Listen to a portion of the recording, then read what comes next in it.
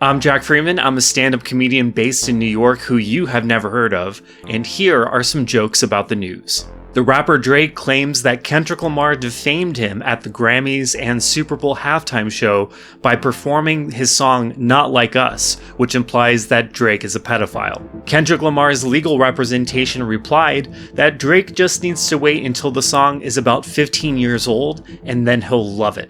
A Los Angeles startup has announced the world's first sperm race, which will be held on April 25th at the Los Angeles Palladium.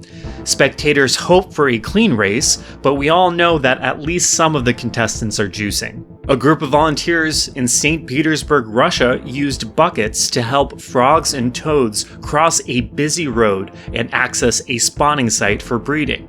The great news is that the frogs and toads were totally into it.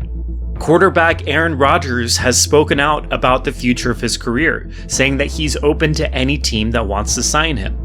This will be difficult to fit into his schedule, however, because the 41-year-old quarterback was last seen in Texas spreading the measles. This leads me to my favorite news segment, Jack Smacks, where I tell you a person or people from the news who deserve just a little smack.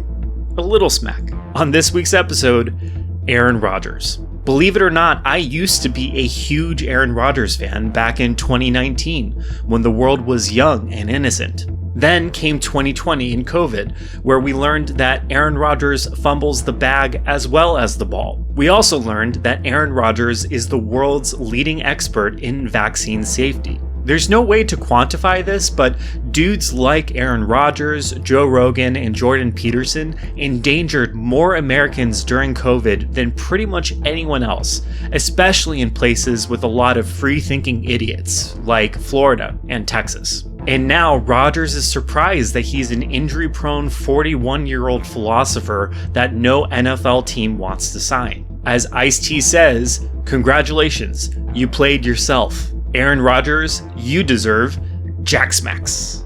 And now, back to the news. An Argentinian town is being overrun by a large herd of capybaras, the world's largest rodents. The capybaras are holding the town hostage until they receive a ransom of 20 million pine nuts, or hombres start dying. At a nursing home in Pennsylvania, a resident allegedly sold meth to another nursing home resident. The staff knew something was wrong when Bingo Night featured the music of Motley Crue. The United Kingdom is developing a murder prediction tool, which is used to identify people most likely to murder other people.